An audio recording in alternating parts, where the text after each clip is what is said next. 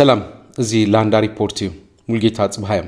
تمالي تحلق سبعة مسلات هيومن رايتس ووتش حدا ريبورت حيزوت يالله بزعوا نبرت معرب تقرايم أبز قداي سوت أميتو دما إن دمك أزودون خلو تمرر حكي لمحرا نزوبا معرب تقراي أبز حزوان حيزوم زركبو يفتموم زلو بدلاتون بزرزر حيزوت يالله إن دمك أزودون كحتتو تسوي علم أبز قداي زي بزرزر كرينا بصوص سخدما لعلو تمرر حوحات زم حلال فوسنا له نسون كرينا حبيركم ناتنهم لاندا ريبورت لايك شير سبسكرايب مقبار دما سدرازي يوتيوب channel كتخونو نحاتت أب زوبا معرب تقراي زركبو سبسلطانن حالتات صدتان نتولد تقراي بزي حقاوي مقدي يعصرو كمزلون منكس عصرن سرحهم عقلقلوتنا مركب مسلمن نتقارو كبيد يقبرو كمزلون يخلخلو كمزلون عدلو يفتسم لهم كمزلوني هيومن رايتس ووتش قليل زلهم زي بسبب سلطانا محرا يفتسم زلو زي قوارص جهستات دما تقارو كابت كبابي نخادمو يقددهم كمزلو تصابصاب ملاخيت زلو ازي دما دحر 4 عامات دحر سمعنت بريتورياون اب غيزي كوينات كم زفلت بأما يتشحاد قصرو تقارو كاب معرب تقراي تمزابي لهم اب دحر كويناتون دحر 4 عامتاتون ازي قاطم كم زلو يقلي زلهم اما اخلاي تقراي زركبو معسكرات تمزابلتي اب زيو صقمات زركبو مخانمم تمزابلتي قلي زلو ما اخلاي تقراي كبل بتتصبصام كاب معرب تقراي وصاينا بزلو كابيتات نمباليو اب مقللو اب استفلالي كابيتات كم زلو يفلطيو اب معرب تقراي زركبو تقارون اب كلون ابروم كبيد مخانون اب صقام خونتات كم زلون سب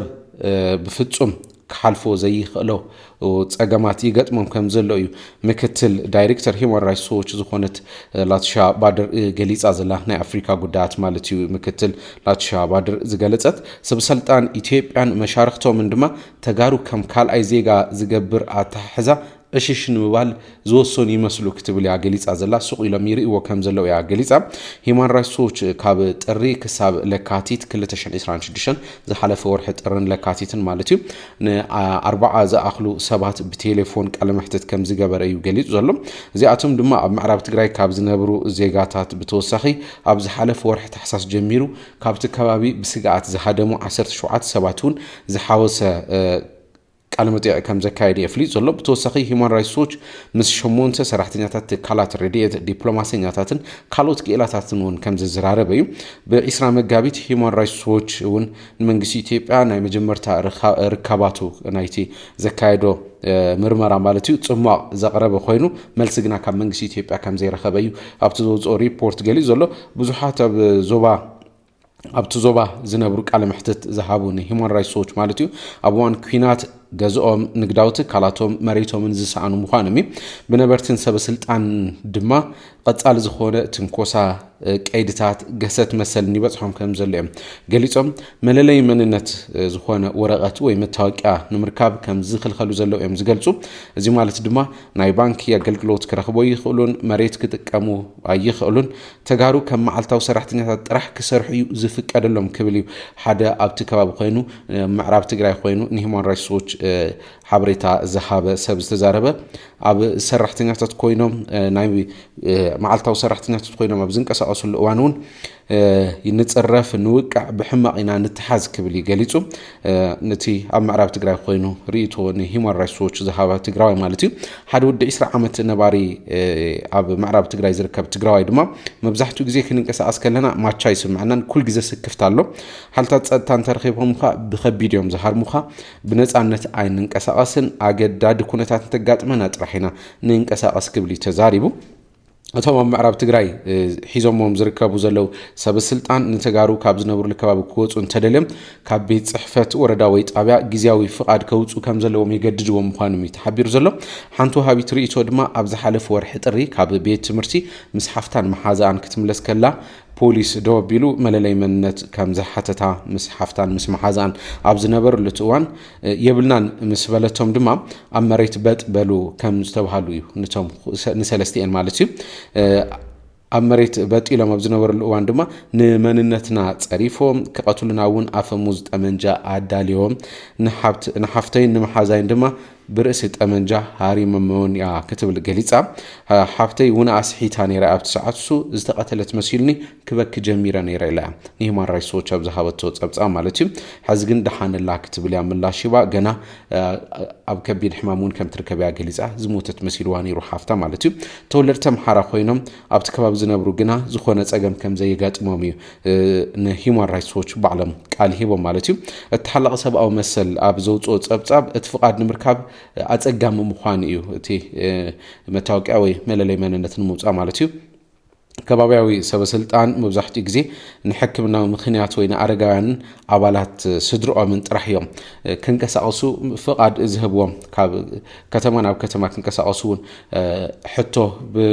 ብፍሉይ ምንቅስቃስ ዝፍቀድ ካብ ሓደ ከተማ ናብ ካልእ ከተማ ክትንቀሳቀሱ ብፍሉይ ከም ዝሕተት እዩ ገሊጾም ነዚኦም ፍቃድ ዝወሃቦም ተኮይኑ ክትንቀሳቀስ ተልልኻውን ፍቃድ ትረክብ አረጋውያን ወይናቶም ስድራ ወይና ሕክምና አገልግሎት ተልሊካ ጥራሕ ንዓም ጥራሕ ከም ዝፍቀድ እዩ ንዓም ብከቢድ ኩነታት ከም ዝፍቀደሎም እዩ እቶም ፍቃድ ረኺቦም ክንቀሳቀሱ ዝኽእሉ ሰባት ድማ ከም ዝሃድሙ እዩ ካብቲ ከባቢታት ይግለጽ ዘሎ ምስተብቲ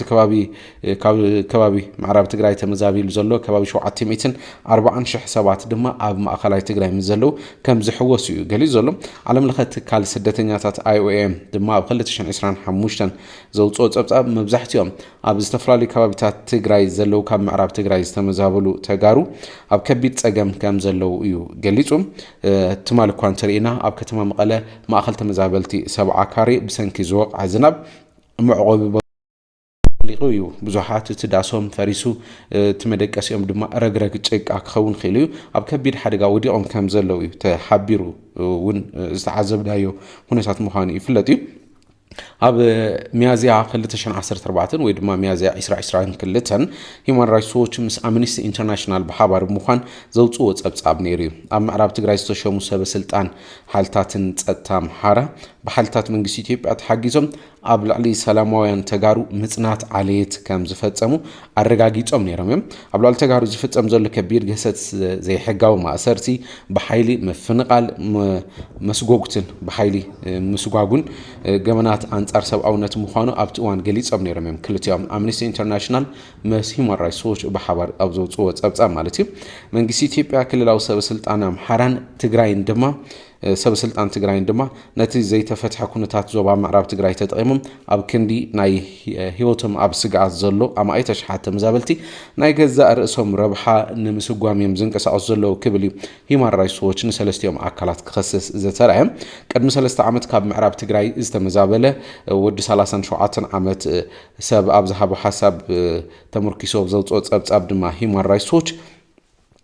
ሰባት ሕዚውን ካብ ምዕራብ ትግራይ ይመዛበሉ ከም ዘለው ይዝገልጽ ድሕሪ እዚ ኩል ግዜውን መፍትሕ ክመጽእ ተጸብዮም ነይሮም እዮም ቶም ተጋሩ ግና ክወጹ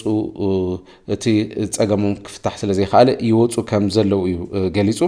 እቲ ወዲ 37 ዓመት ማለት እዩ እቲ ገጥሞም ዘሎ ጸገም ድማ ክጻወሩ ወይ ከኣሉን እቶም ንዓይ ካብ ቤቴን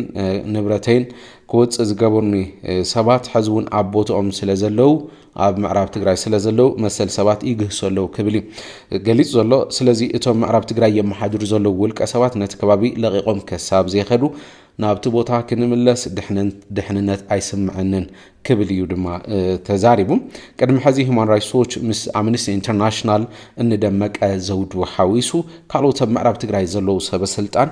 ኣብ ልዕሊ ተጋሩ ይፍጽምዎ ብዘለው በደላትን ምንግልታዕን ንክሕተቱ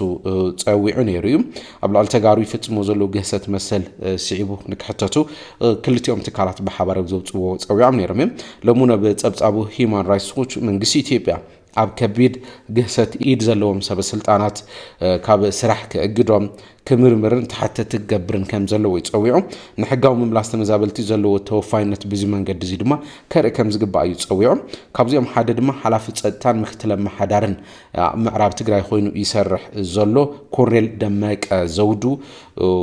ስሙ ናብ ዝሓለፉ ጸብጻባት ዝተልዓለ ንሱ ሓዊሱ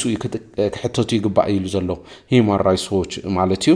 ብደመቀ ዘውዱ ንክሕተት ኣጥቢቁ ዝሓትት ዘሎ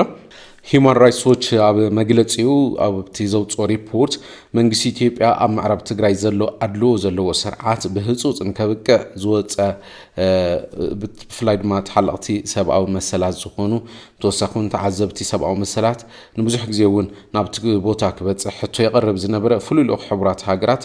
ኣብ መሰላት ተመዛበልቲ ሓዊሱ ናብቲ ከባቢ ከኣቱ ክፍቀደሎም ይግባእ ኢሉ ሓቲቱ ዘሎ መንግስቲ ምስ ተመዛበልቲ ማሕበረሰብን ድማ ምስ ዝምልከቶም ኣካላት ሕቡራት ሃገራት ተዓዘብቲ ሰብኣዊ መሰላት ምዃን ምምላስ ተመዛበልቲ ድሕነቶም ብዝተሓለወ ብፈቃደኝነት ብግቡእን ሓበሬታ ብዝተደገፈ ክብሪ ብዝሓለወ መንገድን ድማ ንክረጋገጽ ይጸውዑ ኣብ ልዕሊቶም ኣብ እዋን ኩናት ዝነበረን ድሕሪ ስምምዕነት ሰላም እውን ንዝተፈጸሙ ከበድቲ ገሰታት ሰብኣዊ መሰላት ተሓተት ዝኾኑ ሰበስልጣን ከምኒ ኮሎኔል ደመቀ ዘውዱ ሓዊሱ ግልጽ ዝኾነ ማዕቀብ ድማ ክግበር ይግባእ ክብል ይጸውዑ ዘሎ ሂውማን ራይትስ ዎች መግለጺኡ እቲ ጅምላዊ ምፍንቃል ዝተወደቡ ውልቀ ሰባት ከም ዝፍጸም ዘሎ እዩ ናይ ምምላስ ኩነታት እውን ከየተዓናቕፍ ብምሕሳብ እቶም ሰበስልጣን ክእለዩ ከም ዝግባእ እዩ እቲ ሂውማን ራይትስ ዎች ኣብ ናይ ትማሊ ሪፖርቱ ኣውፅኡ ዘሎ ብሓፈሻ ሂውማን ራይትስ ዎች ኣብ ጉዳይ ምዕራብ ትግራይ ዘሎ ኩነታት እንታይ ከም ዝመስል ዘውፅኦ ጸብጻብ ነዚ ዝመስል ናብ ካልእ ሓበሬታ ክንሰገር ከለና ክቡራት ተኸታተልቲ ትማሊ ኣመራርሓ ህወሓት ኣኼባ ተኣኪቦም ነይሮም እቲ ዘካይድዎ ኣኼባ ድማ ናይ ላዕለዎት ኣመራርሓ ኣኼባ እዩ ማእከላዊ ኮሚቴ ህወሓት ኣኼባ ኣካይዱ ኣብ 2012 ዓ.ም ዝተመረፀ መንግስቲ ቤት ምክርን ክምለስ ከም ዝግባእ ድሕሪ ምውሳኑ ንሱ ንምዝታይ ትማሊ ኣኼባ ተጸዊዑ ነይሩ ኣብ ከተማ መቐለ ኣዳራሽ ሓወልቲ ሰማዕታት ዝተካየደ ኣኼባ ነይሩ ኣብ መወዳእታ ድማ መግለፂ ኣውፅኦም ነይሮም እቲ መግለፂ እንታይ ይመስል ዝሓዝዎ ቅዋም እንታይ ዝመስል ዝብል ርኢና ክንምለስ ንሕና ኣብዚ ህዝባዊ መንግስትና ንመኸተና ብዝብል መራሒ ሓሳብ ዝተሳለጠ መድረኽ ዝተሳተፍና ኣመራርሓ ወረዳ ከተማን ዞባን ከምኡውን ላዕለዎት ኣመራርሓ ህወሓት ማእከላይ ኮሚቴ ውድብና ንምምላስ ቤት ምክሪ መንግስቲ ትግራይ ኣመልኪቱ ንዝሕለፎ ውሳነ ብዕምቆትን ስፍሓትን ዘቲና እዚ ስዕል ቅዋም ወሲድና ኣለና ሓደ ማእከላይ ኮሚቴ ውድብና ህወሓት ዝተወንዘፈ ቤት ምክሪ መንግስቲ ትግራይ ናብ ስሩዕ ስሩሑ ንክምለስ ዝሕለፎ ውሳነ ህዝቢ ትግራይ ከም ህዝቢ አንጸላሊዎን ዘሎ ሓደጋ ህልውና ዝተረድአን ህዝብና መቃለስ ማእከል ክህልዎ ዝገብርን ውሳነ ስለዝኾነ ንተግባራውነቱ ግቡእና ክንፍጽም ወሲና ኣለና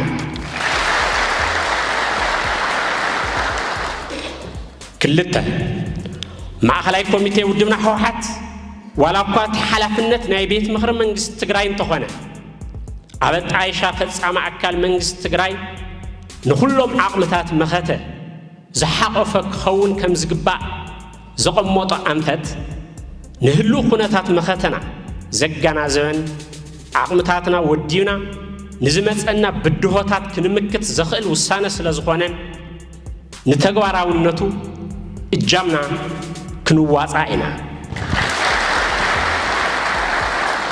ሰለስተ ንዕውትነት ስራሕቲ እዚ ኣብ ፈታኒ እዋን ህዝቢ ትግራይ ንምምራሕ ሓላፍነት ዝሽከም ዘሎ ቤት ምክሪ መንግስቲ ትግራይ ካባና ትፅቢት ዝግበር ኩሉ ክንፍጽም ቃል ንኣቱ ኣርባዕተ ማእከላይ ኮሚቴ ውድብና ህወሓት ምስ ስርዓት ብልጽግና ዘለዎ ፈላላየት ብዘተን ድርድርን ክፍትሑ ከም ዘለዎም ዝሕለፎ ውሳነ ንመትከላው እምነት ህዝብናን ውድብናን ዝኾነ ሰላም ሕዝውን ዕድል ዝህብ ስለ ዝኾነ ካባና ትፅቢት ዝግበር ኩሉ ክንፍጽም ቃል ንኣቱ ሓሙሽተ መላ ኣብ ውሽጥን ወፃእን እትርከብ ህዝብና እቲ ንዓመታት ዝተቃለስካሉን ክቡር መስዋዕት ዝኸፈልካሉን መሰል ዓርሰ ውሳነኻ ንምርግጋጽ ኣብ ዝግበር ቃልሲ ለሙን ከም ወትሩ ወሳናይ ተራኻ ከም ትዋፃእ ንተዓማመን ንሕና ኣመራርሓ ውድብካ ህወሓት ድማ መርሒ እጃምና ከም እንዋፃእ ከነረጋግጸልካ ንፈቱ ሽዱሽተ ንብሔራዊ ህልውናን ረብሓን ህዝቢ ትግራይ ትቃለሱ ፖለቲካዊ ውድባት ትግራይን ደገፍቲ ቃልስናን ኣብ ንምርግጋጽ መሰል ዓርሰ ውሳነ ህዝቢ ትግራይ ኣብ እንገብሮ ቃልሲ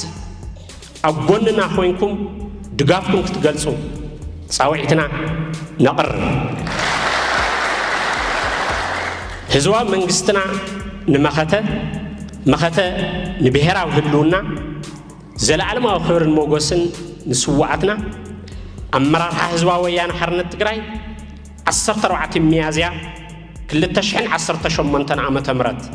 مقاله مجلسي حوحات انتاي كم زمسلنا تغطاتلنا كبرات تغطاتل لاندا ريبورت دحري بريزيدنت عدس ورده حدا عمل سلطانو منو حسعبو اب تግራይ ዝነበረ ወጥሪ እናተጋደደን ናዓረገን ይخير ከም ዘሎ ይፍለጥ እዩ حوحات ነቲ ግዜያዊ ምሕዳር ከም ዘይቀበሉን ኣብ 2012 ዝተካየደ